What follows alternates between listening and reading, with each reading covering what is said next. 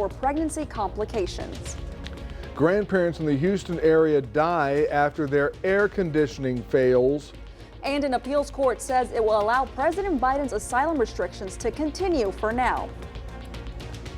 Another day of triple-digit heat. We got up to 102 today, 100 in Port Lavaca, 101 in Bay City. Yeah, it's going to be a hot weekend. We'll be talking about it anyway coming up in just a moment. The weather was hot, but the Generals were not. Their season is over. That's coming up in sports. You're watching 25 News now at 10. Good evening and thank you for joining us. I'm Don Brubaker. And I'm Karina Garcia. New at 10 tonight, a judge ruled the Texas abortion ban is too restrictive for women with pregnancy complications. The Austin judge ruled Friday the state's abortion ban has proven to be too restrictive for women with serious pregnancy complications and must allow exemptions for doctors without the threat of criminal charges. The ruling is the first to undercut the Texas abortion law since it took effect in 2022. New at 10, a convicted El Campo drug dealer will start serving a life prison sentence just as soon as police find him. A Wharton County jury found 77-year-old Lawrence Harold Jr. guilty of delivery of a controlled substance. That's a first-degree felony. After a 4-day trial this week, Harold was not there to hear the verdict Thursday. Harold escaped Wednesday. Warren police report Jalen Daquan Davis is wanted for evading unlawful possession, deadly conduct, discharge of a firearm, and possession of marijuana. More charges are pending. Should you know his whereabouts, contact the Wharton Police Department at 979-532-3131. Wharton police investigating a shooting. It happened on July 27th at a home on West Spanish Camp Road. The homeowner, a 75-year-old woman, was not struck, but bullets did strike the mattress she slept on at the time. It's believed that she was not the intended target of this shooting. If you have information on this shooting, leave a tip at p3tips.com. Great-grandparents and their dog were found dead inside their home in Baytown. The heat is responsible for their deaths and the deaths of at least 5 other people in Harris County since June. This week would have been their 52nd wedding anniversary. They were high school sweethearts. And so they never had to spend a day apart. Roxana Flood's parents, Ramona and Monway Eisen, lived together, and in June, they died together inside their Baytown home with their family dog. It's been devastating. It's been devastating to our family. The heat, it's just not a joke. Their AC unit failed on a Monday. They didn't have enough money to fix it, but didn't tell anyone. Instead, they spent the week securing a loan.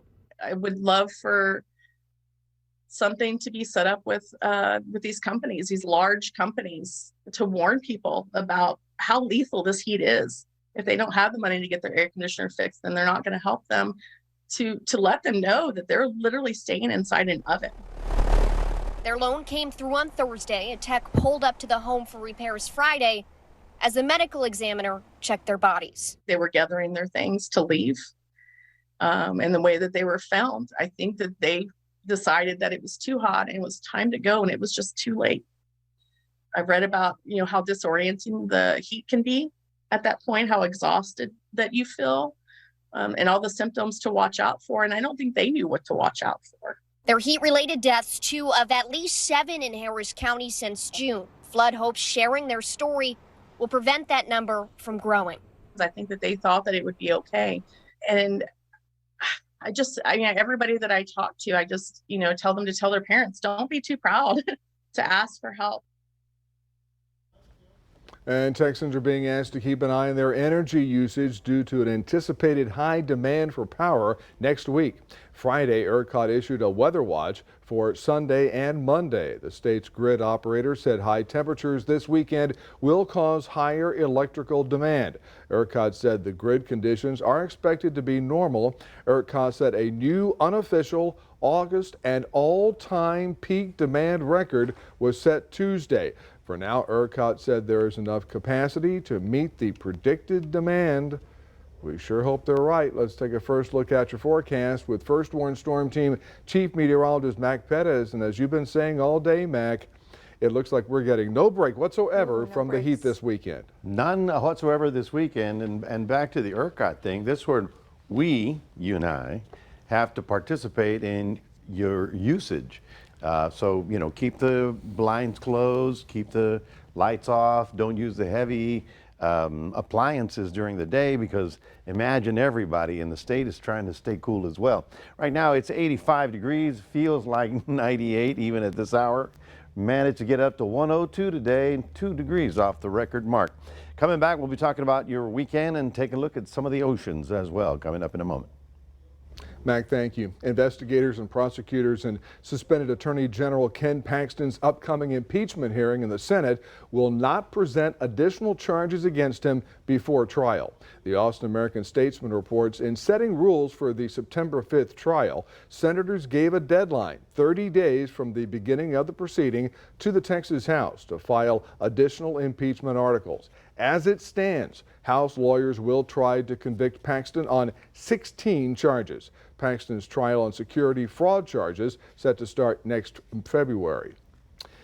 This week, the Kendleton mayor, Kendleton and Fort Bend County, was arrested. But details about the arrest are unknown for now. The arrest that was kept quiet is speaking volumes to Kendleton residents. It screams guilty, to say the least. Todd Doucette, owner of the Lazy K RV Park, is the man who sparked investigations into Kendleton Mayor Daryl Humphrey. The first indictment of the mayor was for failing to fulfill open records requests for the RV park. Now, Humphrey has been arrested and is charged with abuse of official capacity for allegedly subjecting Doucette to unlawful water and sewage charges. I want to see justice served.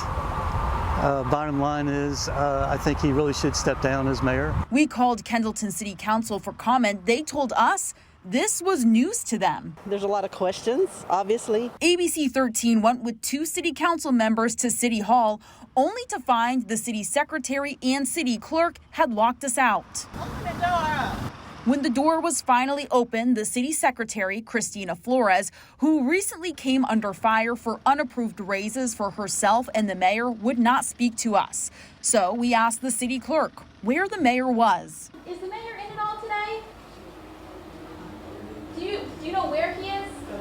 Is he in the city at all today? The mayor finally texted us to reach out to his lawyer, who said, quote, "We will address the Fort Bend District Attorney's abuse of the grand jury system as a means to bring new and false charges against Mayor Humphrey."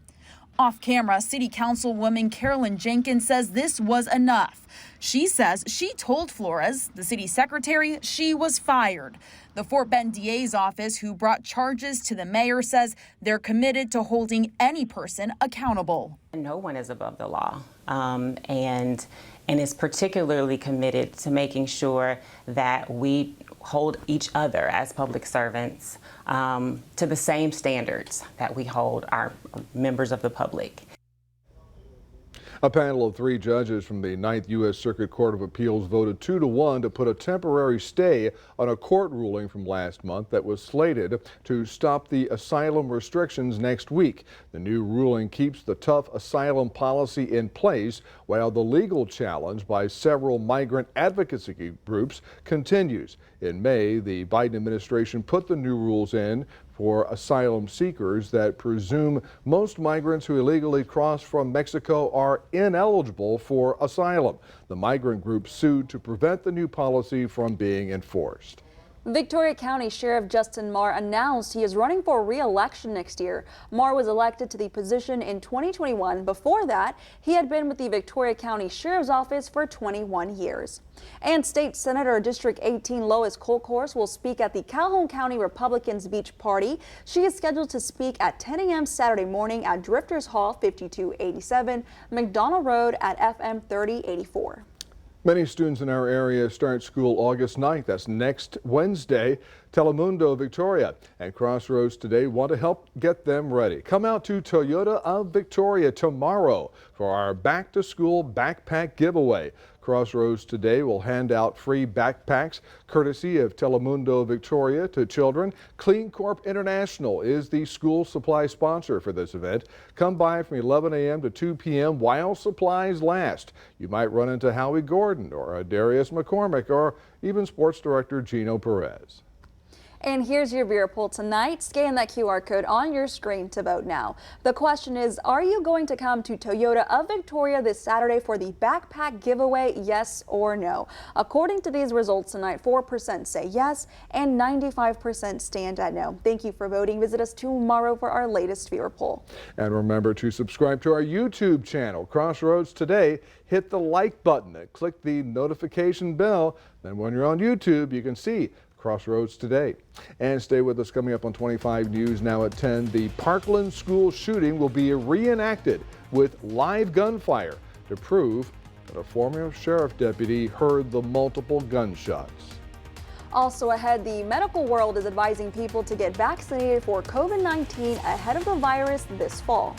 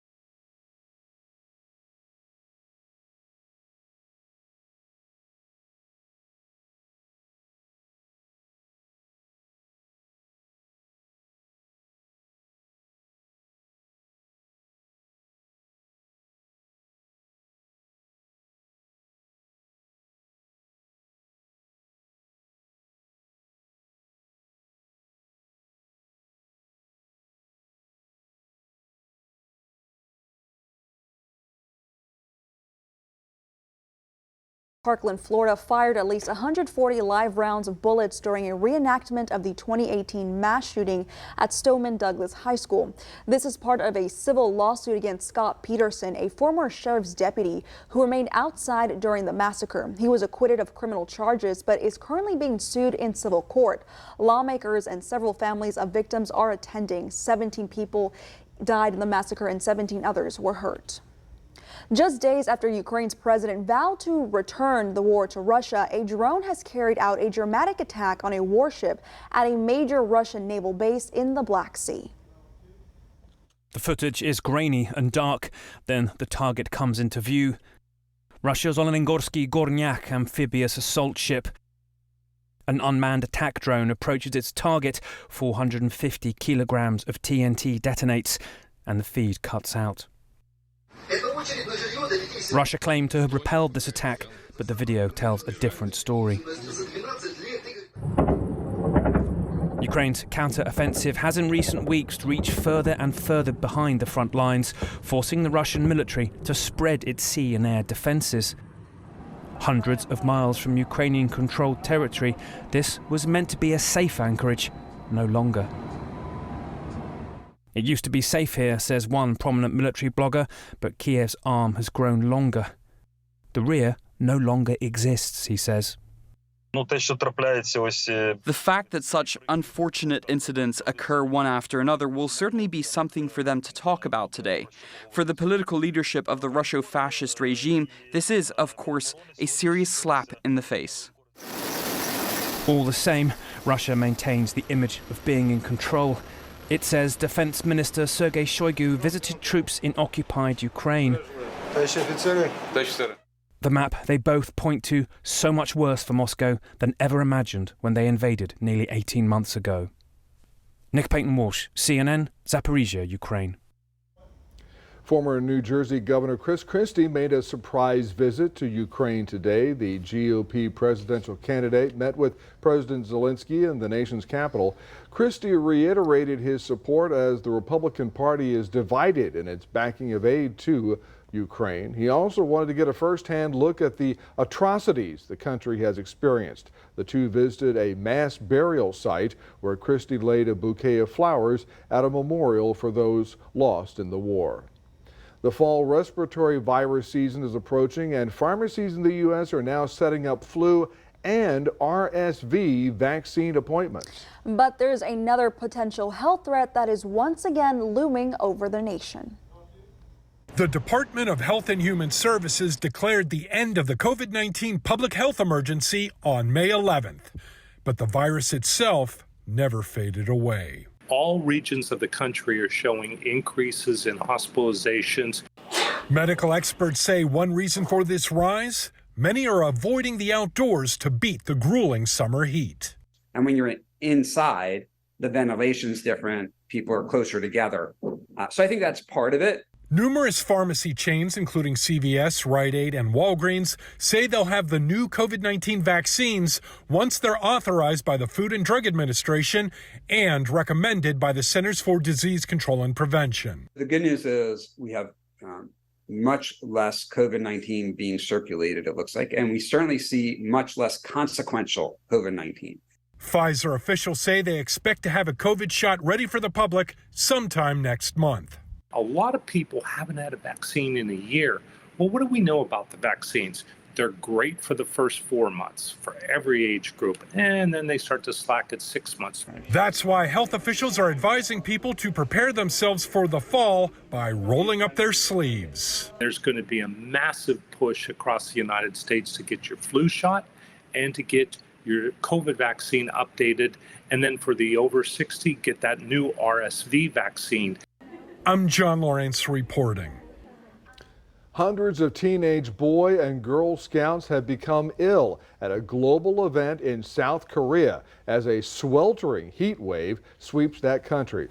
Nearly 40,000 participants, mostly middle and high schoolers, have traveled from 155 different countries to attend the event. Their visit comes as South Korea recorded consistently high temperatures up to 95 degrees, that's Fahrenheit, triggering nationwide heat wave warnings.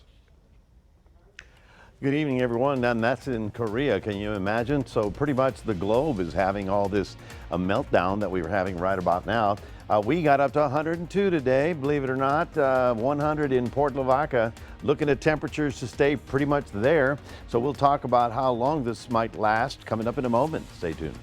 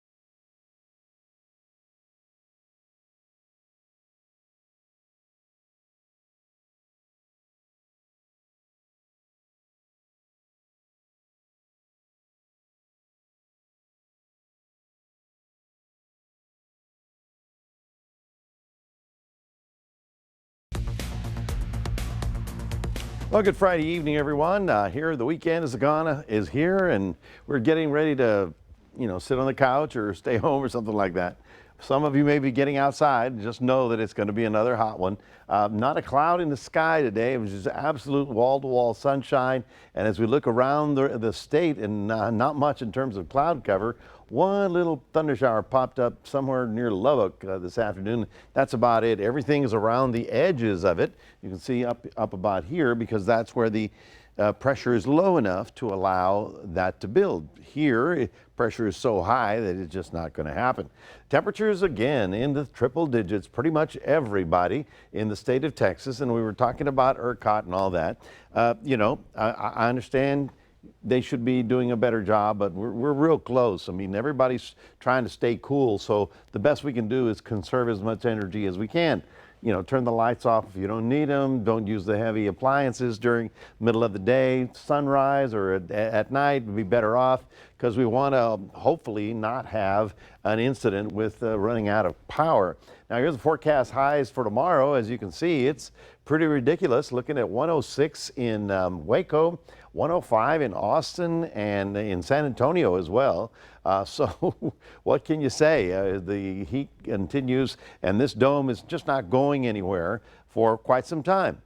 Seriously, we're talking mid-September, 6 weeks from now, because by then the sun starts dropping. We get less solar insolation, the days are shorter, and eventually this will break, but it's not going to be until then, because there are no frontal systems coming down, and so far we haven't seen any tropical storms coming in either. Not that we're wishing for them, it's just we're watching them. So here it is, the Dome of Doom staying on top of us. Now, here's an interesting number as we're talking about the climate. This graph right here is 0. You see, that's what's called the baseline. That's if you start there, that's the bottom. And then these are the average numbers since 1900. So about 1880, 1900, the temperatures were very close to 0, being the baseline. Then after the war, we became a big industrial nation in the 50s. So we started creating more heat, more energy, all that. So the temperature started getting above the baseline.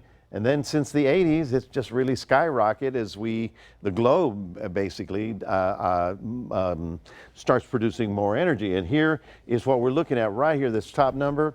This is 1.2 degrees above the baseline. You're saying 1.2 degrees, no big deal, that's nothing. Trust me, that's enough to put us in the situation we are now. And if we get above 2 degrees above the baseline, it's just going to get worse. So we have to do something now pretty soon to start reining that back best we can. Here are your tides for tomorrow. For those of you going fishing early in the morning, we're looking at 2 to 3 foot seas, slightly choppy bays. High temperature tomorrow in Port Lavaca, getting up to 96. For those of you in the Cuero area, you're going to get up to about 103, and I'm sure Gonzales will be at about 103 as well. We're staying in the triple digits, folks. There's no real change, and temperatures stay on the hot side even into next week. That's your 7-day forecast. I want to remind everybody we do have a QR code. We'd love for you to scan that and put Crossroads Today on your cell phone. Here's Gene with sports. Thanks, Mac. I appreciate it. We get to the latest on the Dallas Cowboys coming up after the break.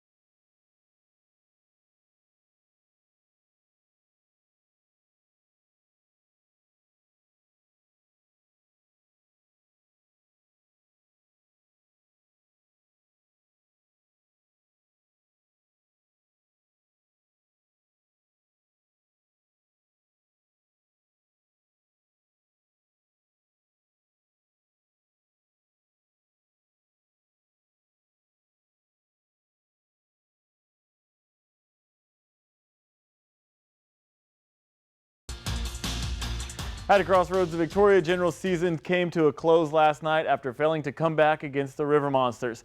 The Generals offense could not get anything going while the River Monsters bats were on fire, scoring 5 runs in the first 2 innings.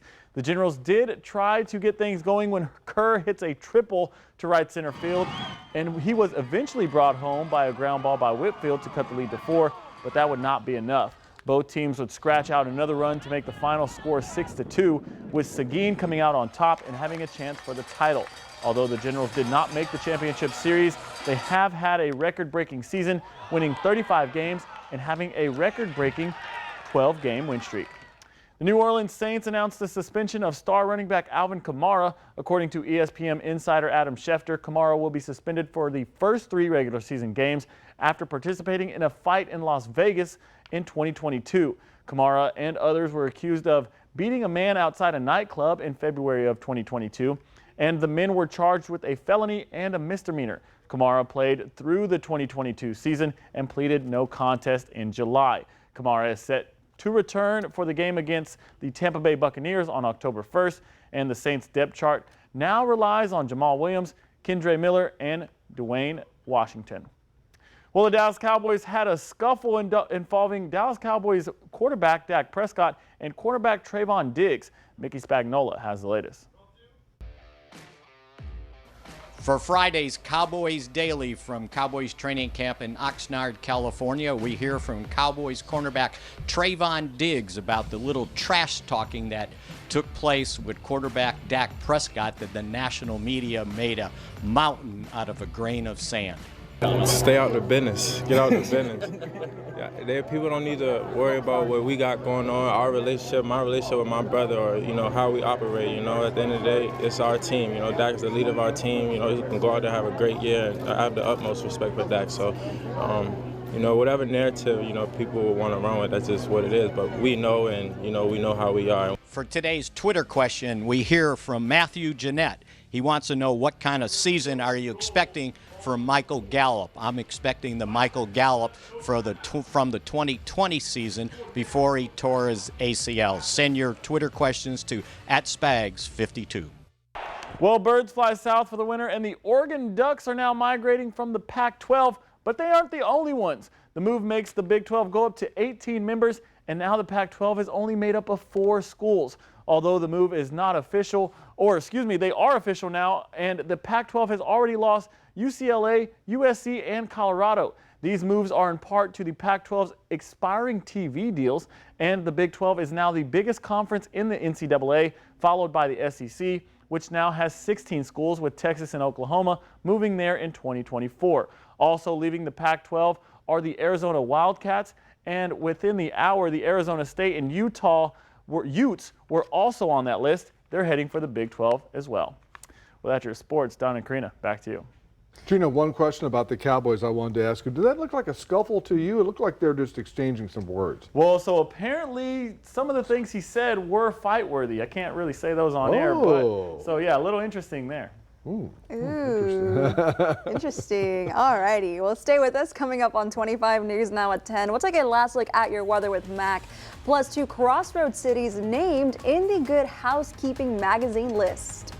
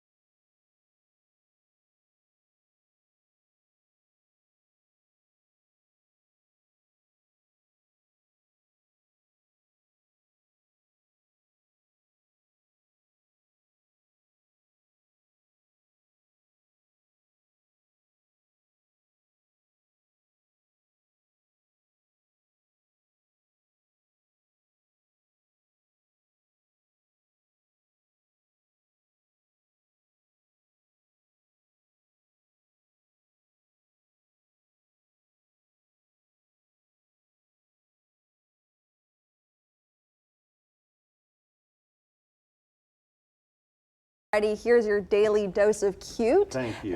A zoo in England is celebrating the birth of a twin red pandas as part of a European breeding program for the endangered species. They were born on June 25th, weighing just 4 ounces, those teeny tiny babies. The red panda cubs are blind for the first 30 days of their lives and rely heavily on their mothers. Zookeepers say the twins are just starting to open their eyes, but they won't likely venture outside for at least another month. Oh, tiny cute little guys. 2 cities in the Crossroads are on the Good Housekeeping magazine's list of the best 34 small Texas towns that you don't hear about enough in the Lone Star State. Good Housekeeping says Port Lavaca offers a serene escape with its beautiful beaches and scenic waterfront. The magazine says Port Lavaca is popular for fishing and water sports, and visitors can relax on the sandy shores of Magnolia Beach or explore the Matagorda Island Wildlife Management Area.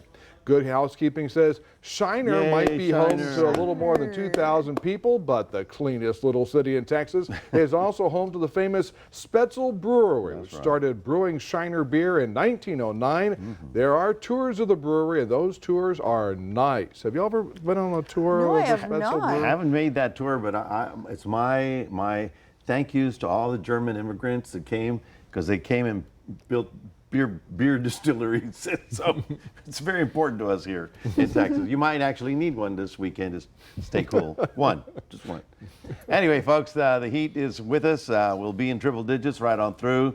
Mornings and evenings are okay. It's just that afternoon when you don't want to do anything too strenuous, and do be cautious. And check up on your neighbors or your family that may or may not have air conditioning. Even if they do, it's good to just make sure everybody's all right. All right, thank you, Mac. And finally tonight, now watch out for tomorrow. Don't be selfish, have a shellfish. And buy a friend some oysters to celebrate National Oyster Day.